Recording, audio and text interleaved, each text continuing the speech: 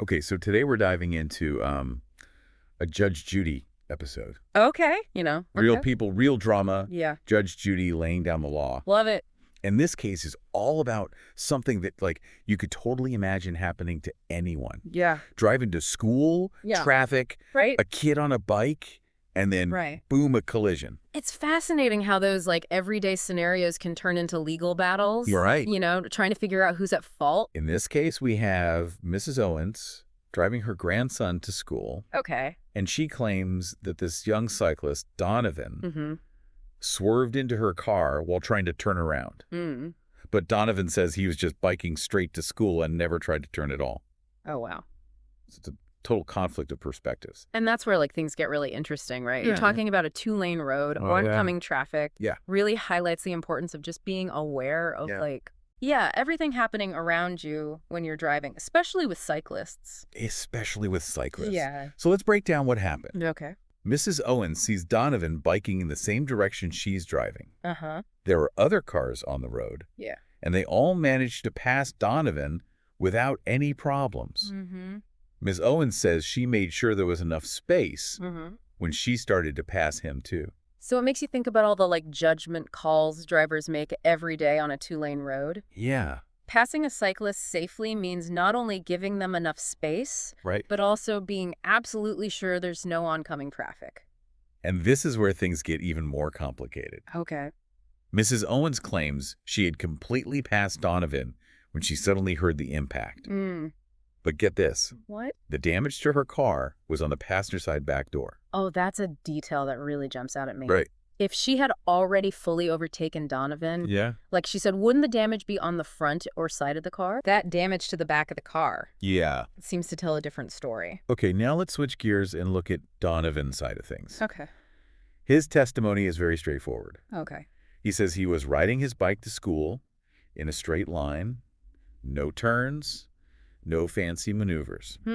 That directness, especially compared to what we're hearing from Miss Owens, Yeah. definitely makes you wonder. And Judge Judy picks up on this right away. Yeah. And she basically tells Ms. Owens, I find it hard to believe that you think he's the one responsible for this accident. Wow. You can tell she's not buying it. Even without knowing Judge Judy's final ruling, Right. the evidence we have definitely seems to support Donovan's side of the story. So what can we learn from all this? Wow. First off, this case shows just how important it is to be aware of your surroundings, Right. especially when you're sharing the road with cyclists. Yeah. It's about more than just checking your mirrors. Mm-hmm. It's about really anticipating what other people on the road might do.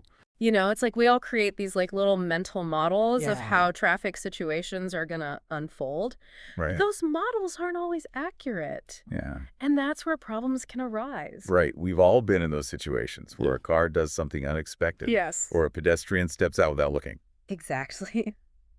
We have to remember that as drivers, we're constantly making predictions about what others will do. Yeah. And sometimes Sometimes our predictions are wrong. So how do we avoid ending up in a Judge Judy episode ourselves? Well, Well, we've got some more insights from this case to help you stay safe on the road. yes. So stay tuned for part 2.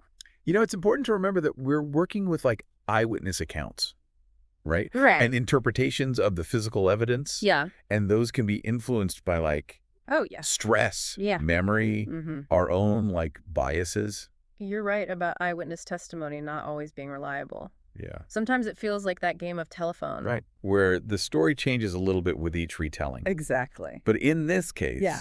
we had that crucial piece of evidence, the damage to the back of Mrs. Owens' car. Right. It just doesn't add up It really does. with her version of events. And that brings us to the physics of the situation. Okay. If you think about the direction Mrs. Owens' car was traveling and the point of impact Right. on the back of the car, Yeah.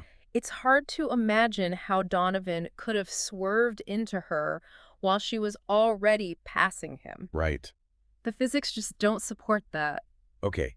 So let's rewind for a second. Okay. And imagine a more plausible explanation. Okay. What could have happened?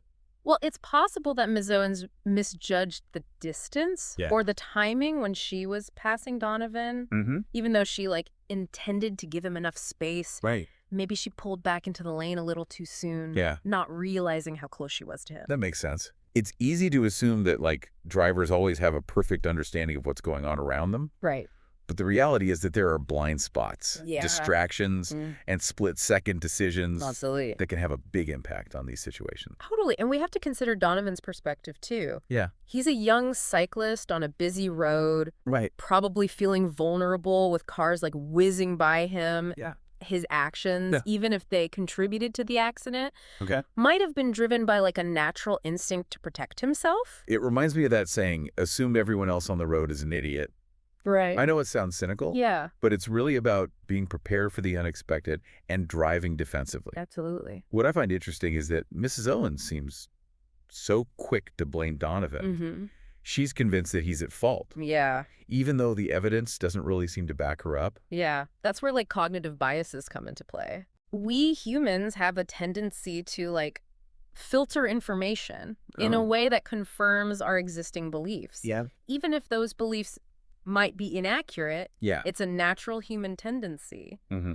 But it can have real-world consequences, Right. especially in cases like this where we're trying to determine who's responsible. And it makes you think about those two witnesses Mrs. Owens mentioned. Yeah.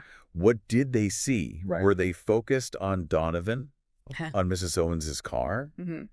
Or were they just distracted like so many of us are these days, Yeah. scrolling through our phones and not fully paying attention? That's a great question. Yeah. The witnesses' perspectives could provide like some valuable clues. Right. Did they see Mrs. Owens merge back into the lane too close to Donovan? Yeah. Did they see Donovan make any like sudden movements? It's Yeah. like a missing piece of the puzzle. Even without that missing piece, I think this case is a strong reminder Yeah. of how important it is to be present Yes. and attentive. When we're behind the wheel, Absolutely. it's easy to get complacent. Right. But these situations can change Oh, yeah. in an instant. And it's not just about being a good driver. Right. It's about like having empathy Yeah. for others on the road. Yeah. Cyclists, pedestrians, motorcyclists, Right. they're all sharing the space with us. Right. And they deserve our respect and consideration.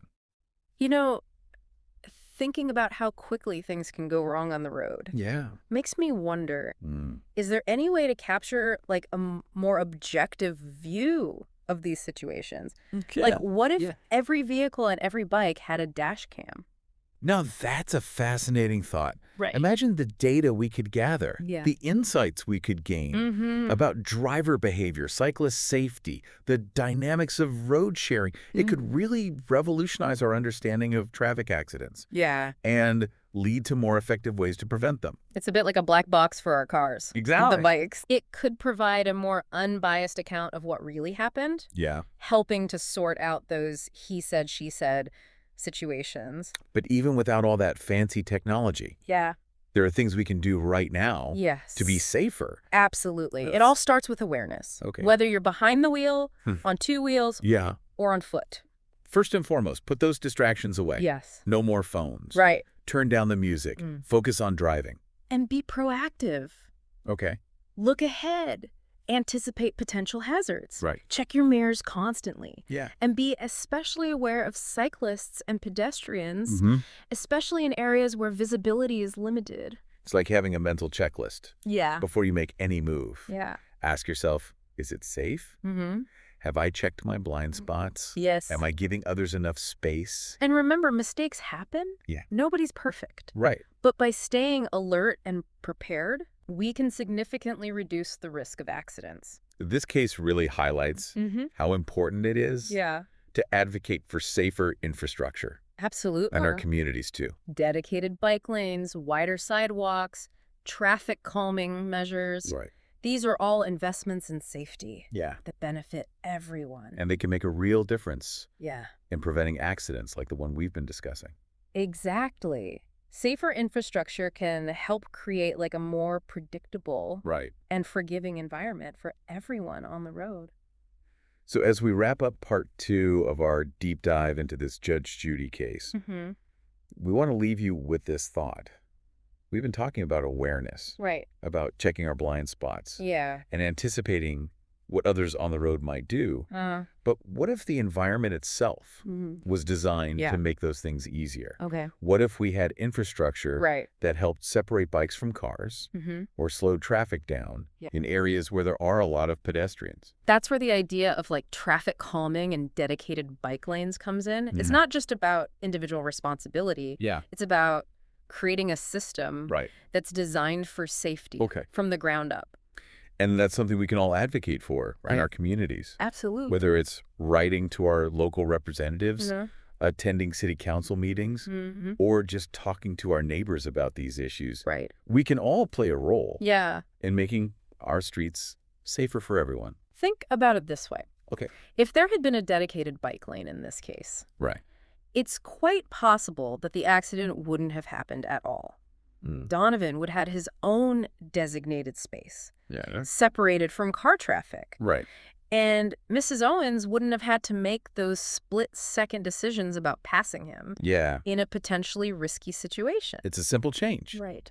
But it could have made a world of difference. Exactly. And that's why it's so important to think beyond just the individual actions of drivers and cyclists.